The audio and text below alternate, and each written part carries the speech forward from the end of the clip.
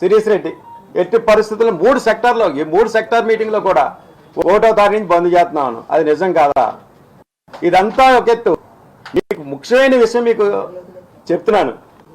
అసలు ఏప్రిల్ 19 ఇక్కడ పుట్టింది అని తెలియలేనట్టు నంగనాచిలాగా మీరు ఆ మీడియాలో కూడా చూశారు కదా. ఏమీ తెలియని అమాయకులు కమలాసన్ మించిపోయాడు ఆస్కార్ అవార్డు ఇవ్వచ్చు దిల్ రాజు గారికి.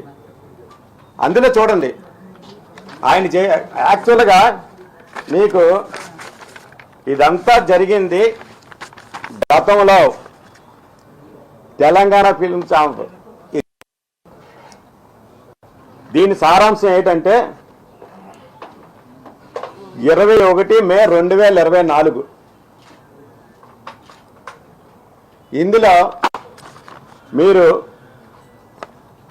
ఈరోజు అనగా 21 మే 2024 ఈ కింది పేర్కొన్న సభ్యులు మీటింగ్లో పాల్గొని ఉన్నారు. మొట్టమొదటి పేరు ఎవరు? శిరీష్ రెడ్డి గారు. ఎవరు శిరీష్ రెడ్డి గారు అంటే దిల్రాజు తమ్ముడు. దిల్రాజు తమ్ముడు. ఇతను తప్పించడానికే నా మీద పెట్టాడు చూసుకోండి. ఇది దిల్రాజు తమ్ముడు. తర్వాత రెండో వ్యక్తి ఎవరు? సునీల్, ఏషియన్ ఫిలిమ్స్ సునీల్ గారు. ఈయన ఎవరు? సునీల్ గారు అంటే ఏషియన్ ఫిలిమ్స్ సునీల్ గారు అంటే సురేష్ బాబు ఇద్దరు పార్ట్నర్స్. సురేష్ బాబు ఇద్దరు పార్ట్నర్స్. వీళ్ళంతా కలిసి ఈ మీటింగ్లో ఎగ్జిబిటర్ అందరూ మనుగడ కోసం చర్చించడం జరిగింది. సినిమా థియేటర్ మూత పడకుండా కాపాడుకోవడానికి మాలో మేము తీసుకున్న నిర్ణయం.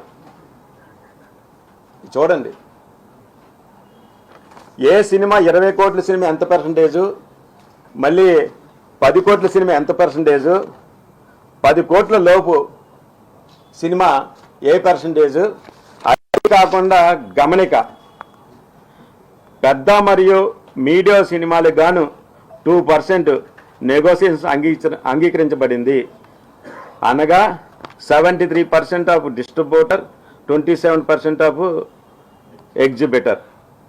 పైన పరికన పర్సెంట్ విధానం జూలై 1, 2024 నుండి అమలు చేయడానికి మాలో మేము తీసుకున్న నిర్ణయం. జూలై 2024లో వాళ్ళు తీసుకున్నారు. ఇది ఎందుకు అమలు చేయలేదు? ఇది అసలు మీరందరూ గమనించాల్సిందంటే దిల్ రాజు యొక్క మనస్తత్వం మీ అందరికీ అర్థమవుద్ది. మేము అందరికీ కూడా మొత్తం ఈ ప్రెస్ మీట్లో చూసిన ప్రజలందరూ ఒక్కసారి గమనించి దిల్ రాజు యొక్క మనస్తత్వం ఇది జూలైలో 8% నిర్ణయించడం జరిగింది. ఇది ఎందువల్ల చేశారు? ఇది ఎందుకు అమలు చేయలేదు? దానికి అసలు కారణం సోకాల్ దిల్ రాజ్, సురేష్ బాబు, సునీల్. ఎందువల్లంటే గేమ్ చేంజర్ సినిమా